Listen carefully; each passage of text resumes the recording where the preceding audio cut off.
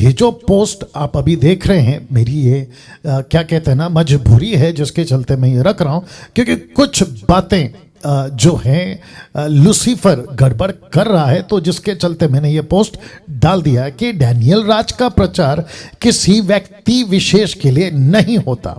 दूसरा, ना ही किसी धर्म समाज को, मतलब किसी भी हिंदू, मुस्लिम, बुद्धिस्ट, पारसी, किसी को भी नहीं। मेरा व्यक्तिगत किसी को अटैक नहीं है, किसी व्यक्ति को विशेष को नहीं है। आप देख सकते हैं वो चाहे किसी भी क्रिश्चियन डिनोमिनेशन का हो, मेरा उसके उनके प्रति किसी के नहीं है।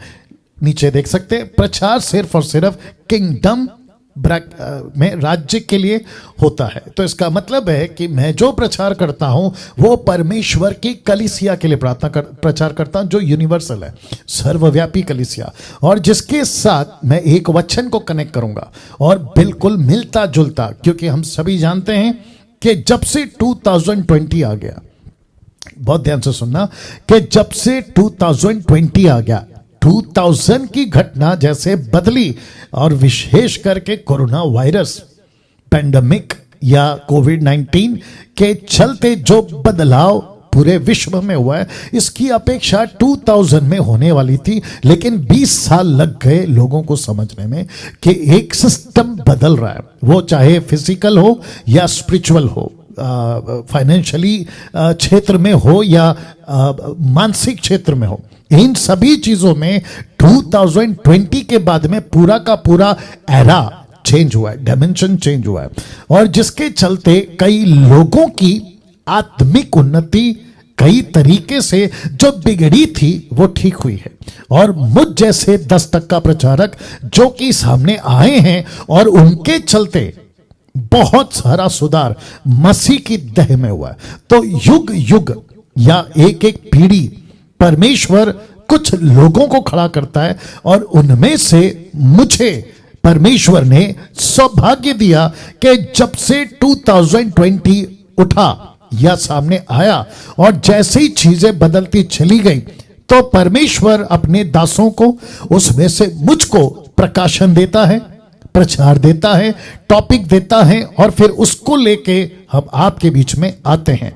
इसका कनेक्शन यहां पर है, गलतियों की किताब, उसका पहला अध्याय और वचन 15-17। तो जितने दर्शक हैं ध्यान से सुनिए, क्योंकि कुछ बातें मैं बीच में रखना उचित समझता हूं, इसके लिए मैं रख रहा हूं। तो लिखा है, परंतु परमेश्वर की जिसने मेरी माता के गर्भ ही से मुझे ठहराया। यह वचन मुझे यिर्मयाह 1:3 या यिर्मयाह 1:5 याद दिलाता है। एनीवे, लिखा है, मेरी माता की गर्भ ही से मुझे ठहराया और अपने अनुग्रह से बुला लिया, जब इच्छा हुई। किस चीज की? कि मैं प्रचार करूं। पौलुस की बात कर रहा हूं। कहता है कि जब इच्छा हुई कि मुझ में अपने पुत्र को प्रकट करे।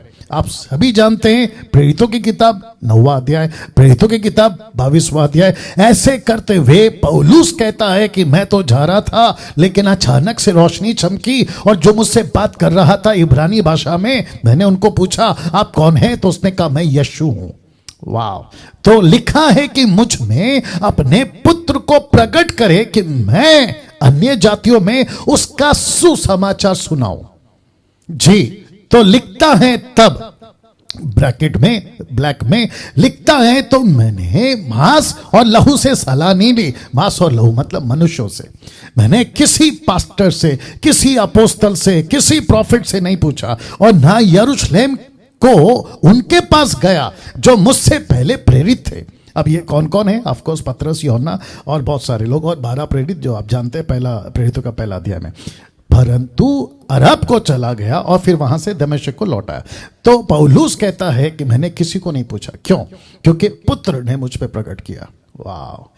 तो जिसकी पत्री आज आप पढ़ते हो, जितने भी भारत में, विश्व में, आप उसकी पत्री पढ़ते हो जिसको यीशु ने खड़ा किया, और उसका नाम है पौलुस।